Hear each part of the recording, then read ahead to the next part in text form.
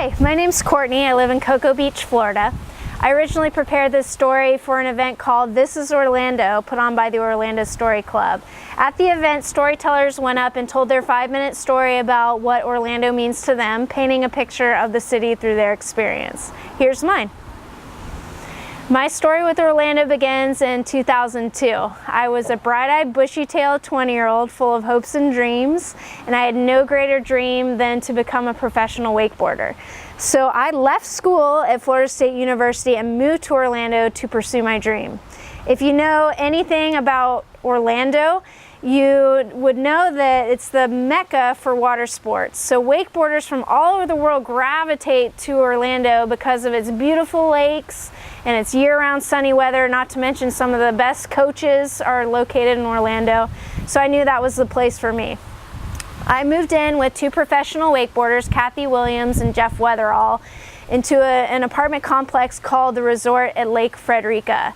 It's a bit of a euphemism, or a nice way of putting it, because it's not really a resort. It's in a rough part of town. I don't know if it's still this way today, but at the time, this area, which is about 4 miles north of the airport on Cimarron Boulevard, had a lot of crime and a lot of drugs. But Kathy and Jeff took me under their wing and they showed me what it meant to be a professional wakeboarder, what that life was like. We would train behind the boat on the lake every day, sometimes multiple times a day. We would cross-train by going to the gym or running. We would prepare healthy meals together. Although there was quite a bit of partying, because that just goes hand in hand with the life of an extreme sports athlete. We had lots of other wakeboarders living on the lake that we would train with, and it was just a great life of pursuing our dreams, our careers in wakeboarding, and holding down little side jobs to make ends meet. All the while, though, there's this backdrop of crime going on. I had several friends' apartments broken into. They had their video game consoles and video games, DVDs, CDs, jewelry, computers, that sort of thing stolen from their apartments repeatedly. We had cars stolen and stereos off of boats.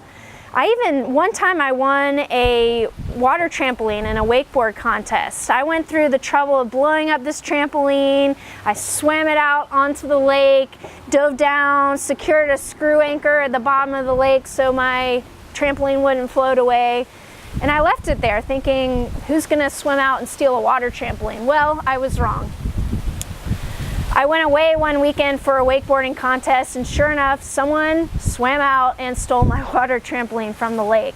There's a lot of crime going on, and if you've ever lived in a rough area of town, you know that you start to form close bonds with your neighbors, the good ones, because you all have to look out for one another. So not only am I training all the time with these neighbors, these wakeboarding neighbors, we're also looking out for one another, and we grew very, very close. We were like a family, and we were able to look out for one another and get by even with all this crime going on. However, over the years, the crime started getting more intense. We had 2 people drown on the lake, and it wasn't exactly certain that those drownings were accidents. We had a rape occur at a neighboring complex. I had 2 neighbors that lived downstairs from me. It was a brother and sister in their late 50s and 60s, and the brother ended up going to jail for repeatedly sexually assaulting his sister. But no event was more impactful than the last one that I experienced at Lake Frederica. My friend Ian was asleep one night in his apartment, and he heard lots of noise going on.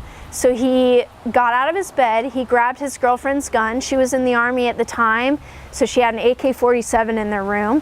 And he walked out to the main area of his apartment to see what was going on, to find 3 men with guns in his apartment. So he ran across to the kitchen where he knew he could find cover, and while he's running, they shot at him. You could see the bullet holes in the wall after this happened. He was able to get cover in the kitchen, and he let off 1 shot off of his girlfriend's gun, scared the criminals away. He was unharmed, but he was very, very traumatized from this, as were we as his friends living in the same complex. And for my roommate and I, my roommate at the time, Steph Tor, that was enough. we immediately looked for a new place to live. The first place we found was a little house in the Lake Nona area. And if you know anything about Orlando, the Lake Nona area is a beautiful, picturesque part of town. It could not be more different than the resort at Lake Frederica.